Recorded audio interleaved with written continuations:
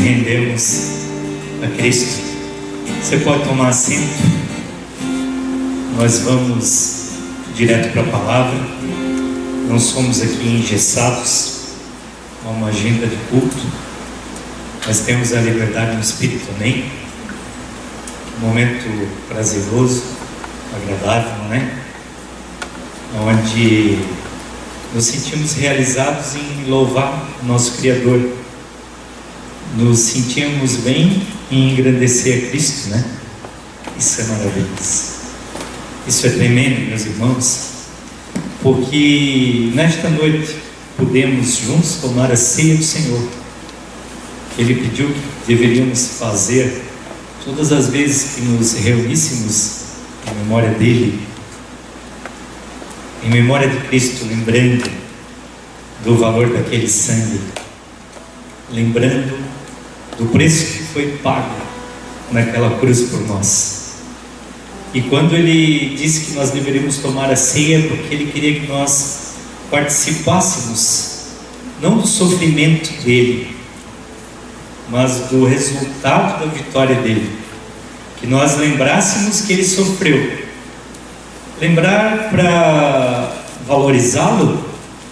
Você acha que Cristo tem carência e precisa ser valorizado? Não. Ele queria que nós lembrássemos para a gente saber o valor que a gente tem. Ele queria que nós olhássemos para o vinho e para o pão e lembrássemos que esse preço ele decidiu pagar por nós, ou seja, que nós elevássemos a nossa moral, que nós crescêssemos a cada vez que pudéssemos participar do corpo e do sangue de Cristo, que a gente evoluísse, que a gente se valorizasse, que a gente pudesse humildemente crescer em humildade, crescer em consciência, crescer em algo que diminui o nosso ego, crescer em algo que diminui o nosso orgulho, que diminui o nosso pecado, que diminui os impactos nocivos do capitalismo em nosso meio, ou seja, darmos mais valor para quem nós somos do que para aquilo que nós temos, não é verdade? Hoje eu quero fazer a terceira e a última parte da palavra que tenho trazido para vocês, referente à lei e à graça. Na ótica de Paulo, a gente está estudando o livro de Gálatas, e ali nós podemos ver o apóstolo Paulo advertindo aos Gálatas a viverem pela fé, pelo amor de Cristo por nós e pelo nosso amor por Cristo, e não vivermos pelo nosso desempenho próprio. E ficou bem claro ao longo desses estudos que Paulo estava falando durante toda a carta sobre lei e graça, e ele finaliza a carta também falando sobre lei e graça. Queria convidar você para abrir Gálatas no capítulo 5, o quinto capítulo de Gálatas, versículo 1. Queres abrir comigo?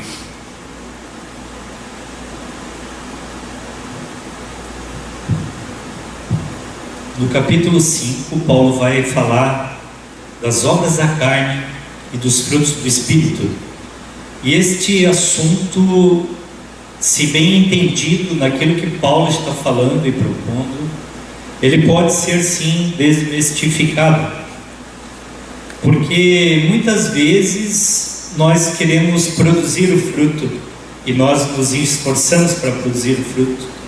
Muitas vezes nós queremos vencer a nossa carne e nós batalhamos para vencer a carne, batalhamos para conseguir deixar de fazer alguma coisa que não é boa, que não é legal.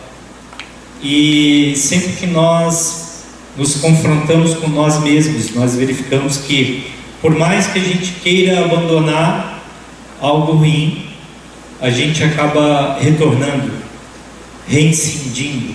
A gente deixa por algum tempo, quando é por por iniciativa própria e mesmo que nunca voltamos a praticar aquilo, mas aquilo nos persegue e temos até vontade de fazer aquilo, porque a nossa carne não consegue ser domada por nós mesmos.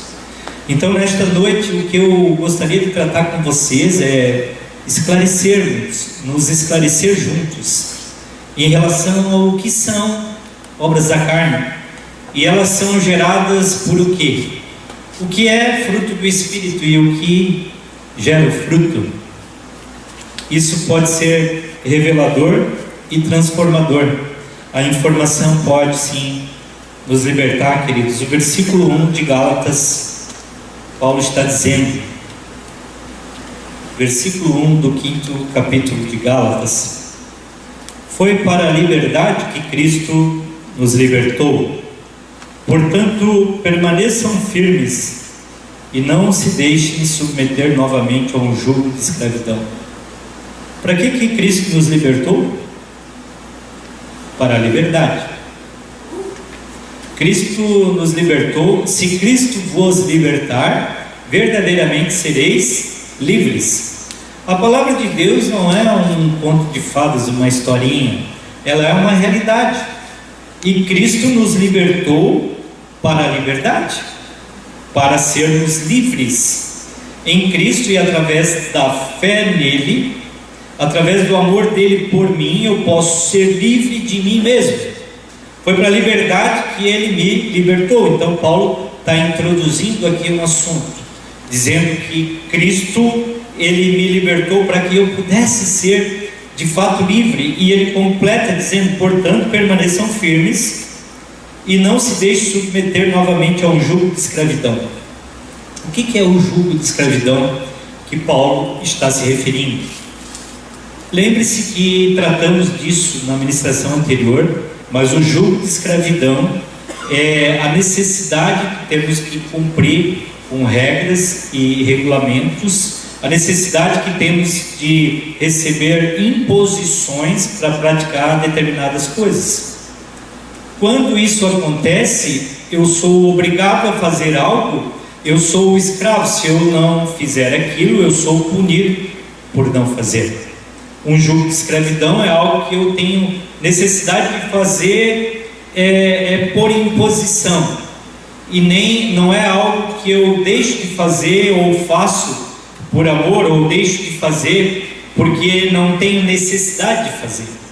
A liberdade que Cristo nos proporciona nos dá a condição de alteração do coração, de alteração de ímpetos humanos e capacidades sobrenaturais vindas de Deus para a gente ter mudança interior, para ter um novo nascimento, para ter uma reversão sobrenatural do nosso interior. Não é algo natural. O Evangelho não é um comprimido, o Evangelho não é químico, o Evangelho é composto de elementos sobrenaturais, e esses elementos só podem ser produzidos por Deus. O desempenho próprio, a lei, é uma tentativa desesperada do ser humano de ser bom. O desempenho de Cristo na cruz foi bom, e agora próximo dele, ele vai me bonificando e eu vou tendo atitudes diferentes, gradativamente, mas continuo ainda sendo pecador, sem ter em mim o reflexo do pecado, e sem ter o pecado diante de Deus, e sem ter a condenação que o pecado proporciona, porque Cristo já foi condenado em nosso lugar. Versículo 2 de Gálatas 5: ouçam bem o que eu, Paulo, lhes digo. Caso se deixem circuncidar, Cristo de nada lhes servirá. A circuncisão era uma obrigação veterotestamentária, do Velho Testamento, e alguns estavam querendo introduzir a obrigação da circuncisão na igreja de Cristo. E Paulo estava dizendo que se alguém se deixasse circuncidar, ou se alguém quisesse se relacionar com Deus pelo desempenho próprio, Cristo não lhes serviria de nada. Cristo é um servo, certo? Ele nos serviu. Ele lavou os pés dos apóstolos. Cristo por muitas vezes serviu as pessoas, curou, ele propiciou alimento, multiplicação de alimentos, pescas milagrosas. Cristo servia as pessoas e Ele nos serve até hoje. E a Bíblia está falando que se nós quisermos nos relacionar com Cristo pelo nosso desempenho, Cristo não nos serve, não nos servirá. Porque não tem como eu querer ser bom para que Cristo me aceite.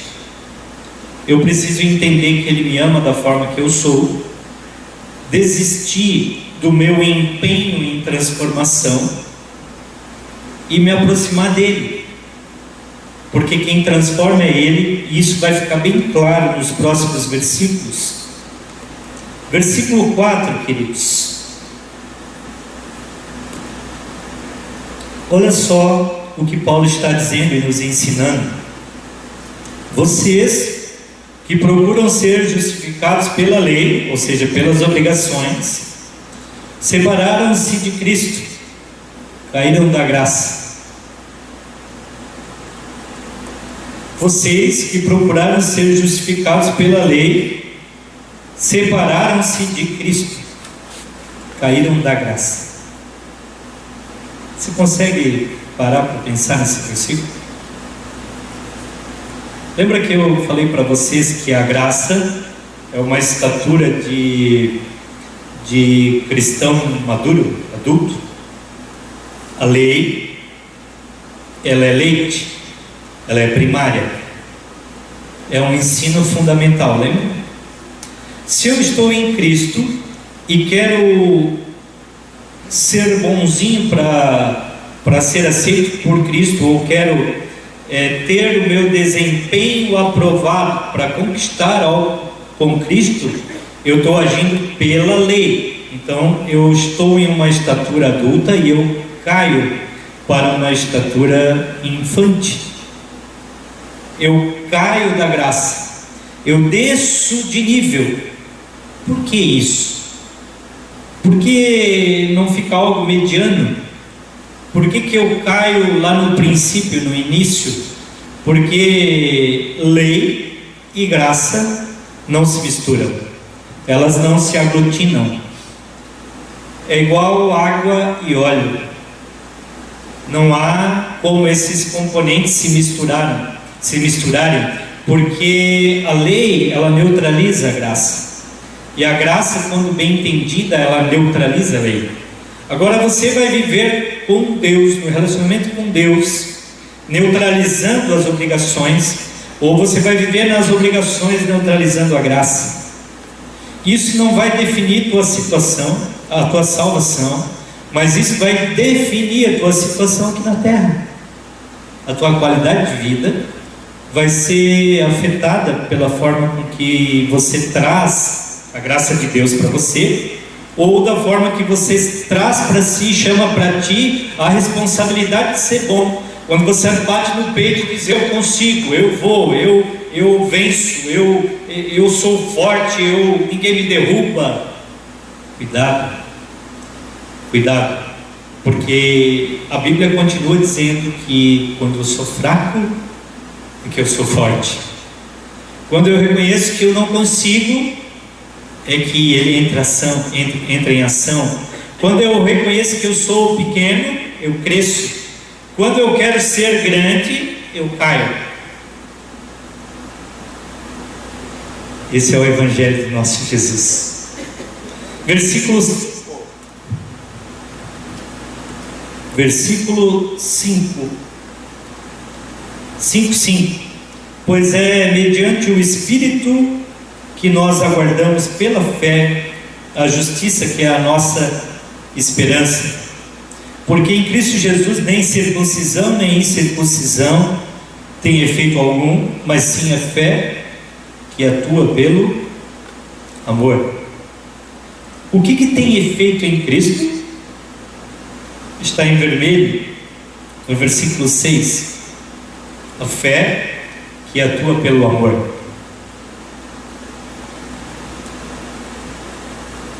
Você pode perceber que amor e fé andam juntos? A fé que você tem é fruto do amor de Deus. É fruto do amor de Deus. E a fé que Deus nos deu, ela gera amor de nós para com Ele. A fé e o amor sempre andam juntos. Por isso que a lei neutraliza o amor. Eu até tenho fé e creio em Cristo, mas como eu quero me relacionar pelo desempenho, eu não reconheço o amor, eu neutralizo o amor. E quando eu neutralizo o amor, esse amor não está à minha disposição e não consegue fluir através de mim. Porque a fé e o amor sempre vão andar juntos. A forma com que eu creio vai desvendar para mim um Cristo amoroso, e me relacionar com esse Deus de amor vai fazer de mim também uma pessoa que pode expressar amor para com o meu próximo. Muitas vezes eu quero amar, eu quero ser melhor, eu quero ajudar as pessoas, eu quero poder fazer alguma coisa pela sociedade que sofre, não é verdade? Mas às vezes eu não consigo, eu não tenho forças, porque o pensamento legalista não me permite extrair esse amor que eu não tenho de Deus. Eu não tenho amor comigo para dar para as pessoas. Eu preciso do amor de Cristo, mas daí eu preciso neutralizar a lei, sair do jardim de infância e ir para o doutorado espiritual, que é onde você entende que você é tudo sem ser nada, que você é amado sem fazer nada em troca. Isso não significa que você não vai fazer, significa que você vai fazer naturalmente algo que é gerado por Ele. Vamos pular então para o versículo 13. Abre no 13.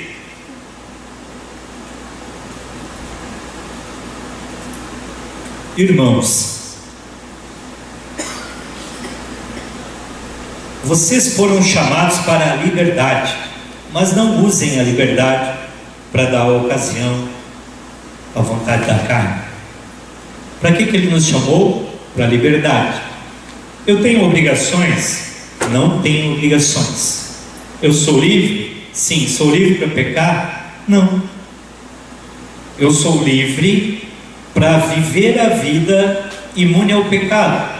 Eu sou livre para me aproximar de Cristo, deixar que Ele gere em mim condições de eu me afastar de coisas que são nocivas para mim. Eu sou livre, sim. Paulo estava dizendo que a gente não deve usar essa liberdade para dar ocasião à carne. Qual é a liberdade que Paulo estava falando? Porque Paulo, na época, ele já era acusado de pregar a graça. Ele era acusado de dar um atestado de liberalidade para as pessoas. Ele era acusado de pregar o evangelho que poderia levar as pessoas a pensarem que elas poderiam pecar, porque Jesus já pagou tudo, então a gente pode pecar porque não dá nada. E Paulo estava advertindo aos Gálatas, dizendo: queridos, se Deus te amou mesmo pecador, por que agora você, entendendo quem Ele é, por que agora você não começa a olhar para esse Deus e buscar a mudança na sua vida, transformação na sua vida, colocar as suas fraquezas para Ele? Por que agora você não deixa Ele transformar o teu coração? Porque agora você vai querer usar o teu entendimento relacionado ao Evangelho para dar liberdade à carne. O Evangelho que nós pregamos não visa dar liberdade ao pecado. O Evangelho de Cristo visa trazer liberdade para não pecar. Agora, se porventura você pecar, saiba que você tem um advogado. Não é isso que a Escritura fala? Se acontecer um deslize, saiba que Cristo nos ama. Quando você erra, naquele dia que você fez algo errado, não faça como Adão, não fuja de Deus, se aproxime dele. É Ele que pode renovar a tua força, consolar o teu pecado. Mesmo que você fugir dele, você não vai conseguir, porque ele está dentro de você. Como que você vai pecar e fugir de alguém que está dentro de ti? Você vai pegar um avião, subir, vai para o fundo do mar, o Espírito vai junto contigo, irmão. Então, tendo maturidade para ter um relacionamento adulto com Deus. Pai, eu sei que Tu me ama, eu fiz uma coisa que não é legal, eu não quero fazer isso. Deus, me perdoa por aquilo que eu fiz. E Deus vai, obviamente, te ajudar mais rapidamente do que você ficar fugindo dele, não é verdade, irmãos? Versículo 16.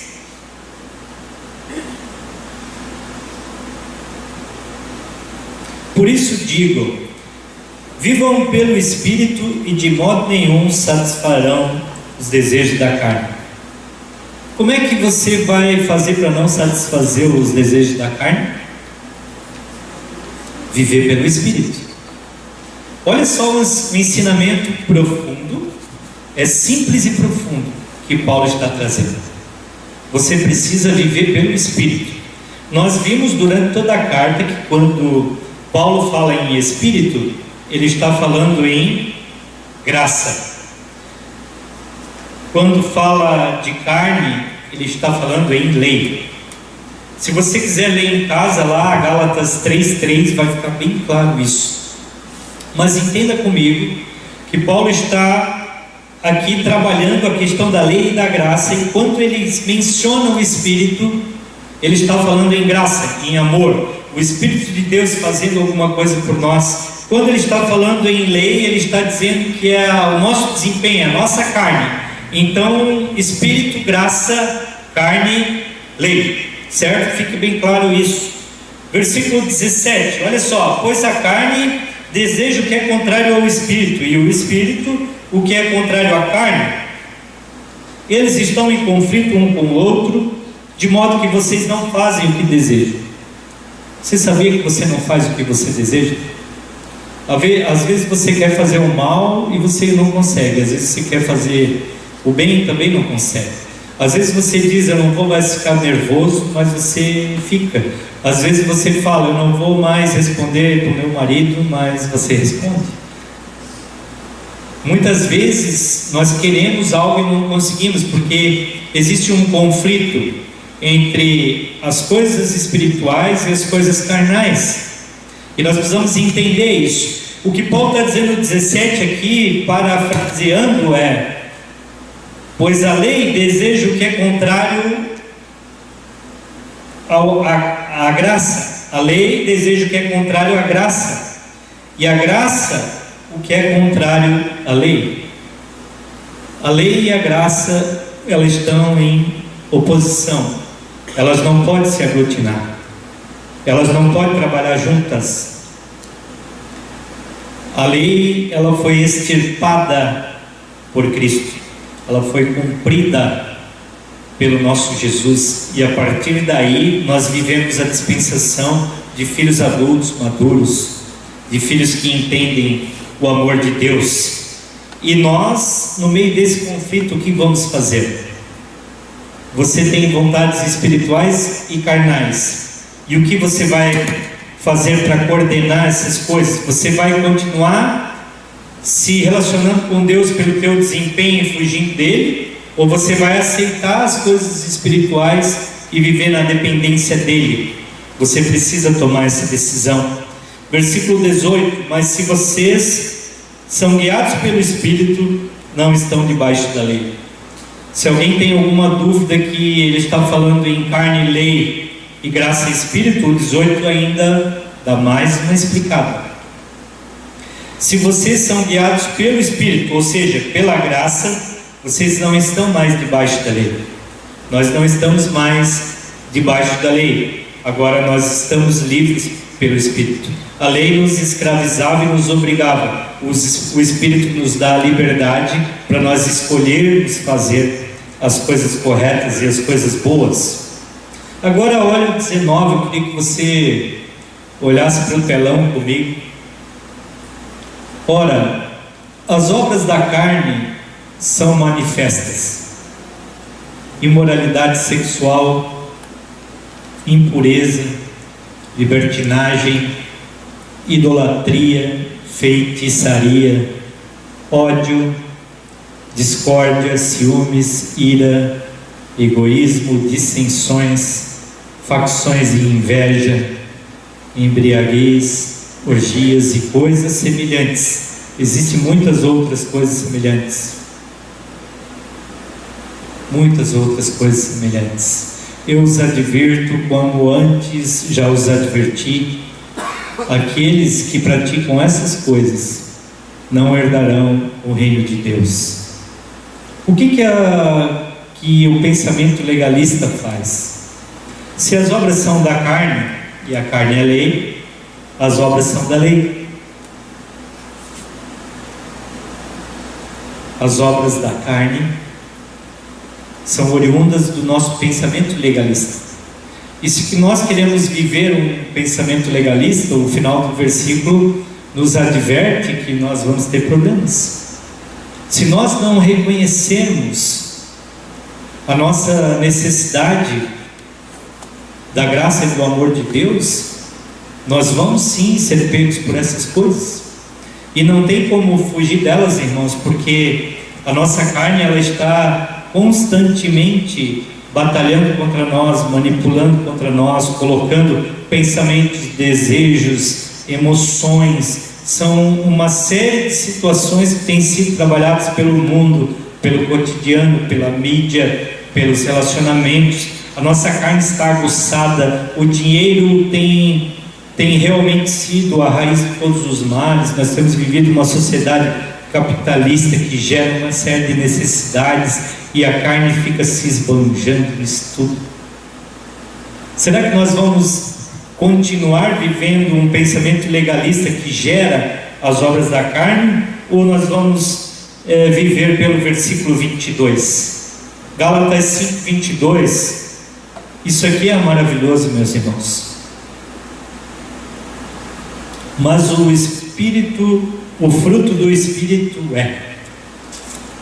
O fruto é de quem? O fruto é de quem? O fruto é do Espírito. Então o fruto não é teu? O fruto não é você que produz? Então o fruto não é do teu desempenho? O fruto não é da tua força de vontade? O fruto não é daquilo que você pode produzir? O fruto é de quem? É do Espírito. Aonde está o Espírito? Dentro de mim. O fruto é dele. Mas para que ele haja, eu tenho que ter um pensamento. Para que ele haja, eu tenho que ter um pensamento legalista ou gracioso?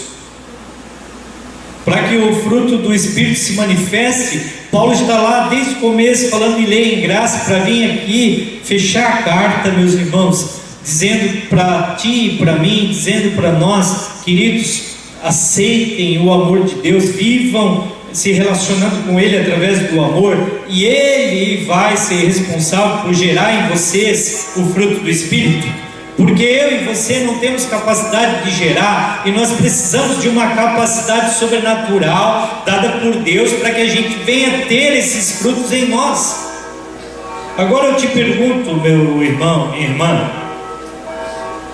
amor, alegria, paz, paciência, amabilidade, bondade, fidelidade, mansidão e domínio próprio.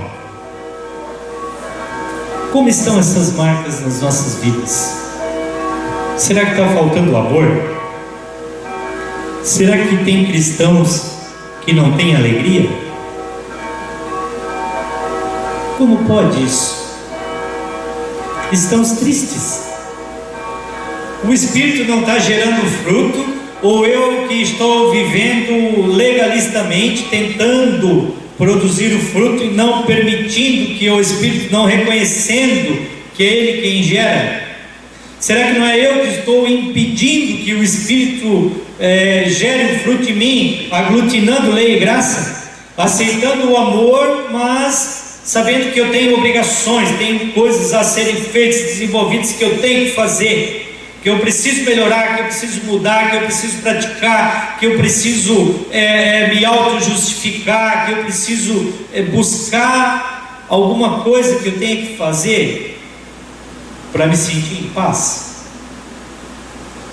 Está faltando paz, querido? Como que um cristão pode viver sem paz, irmãos? Será que a Bíblia é uma historinha? Ou o fruto do Espírito precisa ser manifesto em nós, através de uma consciente permissão e paciência? Paciência, amabilidade, bondade, fidelidade, mansidão e domínio próprio, ser manso. Será que nós estamos precisando aprender a dominar os nossos impulsos, dominar a nossa língua, dominar as nossas ações, nossas atitudes? Será que às vezes a gente não se descontrola? Será que não daria para a gente inverter esse processo? Porque o que eu e você vamos conseguir gerar são obras da nossa carne, são coisas que vão trazer para nós dor. O que o Espírito consegue gerar, isso é maravilhoso, e isso traz transformação para mim e para aqueles que estão próximos de mim, meus irmãos. O Espírito de Deus tem total condição e poder de gerar aquilo que eu e você não conseguimos. Queria te convidar para se colocar de pé. Queria pedir para você fazer essa reflexão junto comigo, aonde vamos encerrar essa mensagem de hoje. Quanto que você tem batalhado para tentar melhorar a tua vida? E quanto você tem descansado na melhora que o Espírito quer produzir na tua vida? Quanto? Eu e você, meus irmãos, nós precisamos ter uma fé genuína. A Bíblia diz que o fruto é dele, então deixa ele fazer. Ele é fiel, ele faz, ele produz, mas ele é cavalheiro e ele quer que você permita que ele produza. E para ele não tem problema se você vai ficar 10 anos tentando. A Bíblia fala que para ele um dia é como 1000 anos e 1000 anos como um dia. Ele pode esperar.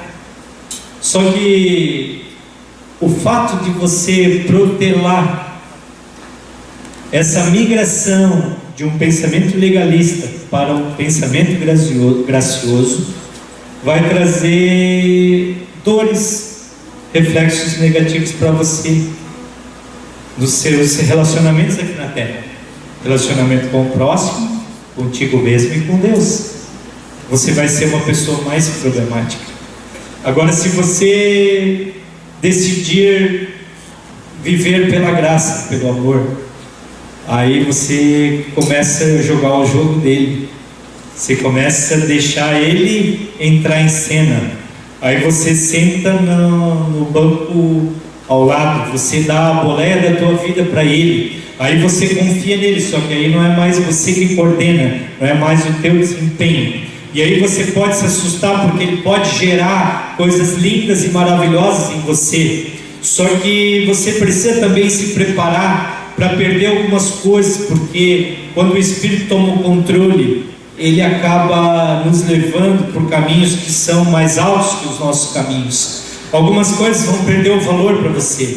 coisas financeiras, monetárias, coisas passageiras, bens, algumas coisas emocionais vão começar a perder o valor, coisas espirituais vão se engrandecer, e você vai começar gradativamente a ter uma vida mais produtiva para com as pessoas que estão perto de você. Você vai ser um melhor marido, uma melhor esposa, um melhor filho, um melhor patrão, um melhor funcionário, um melhor aluno, por causa dele. Por causa dele. Aquilo que nós sonhamos está em Cristo. Amém, queridos? Deus os abençoe.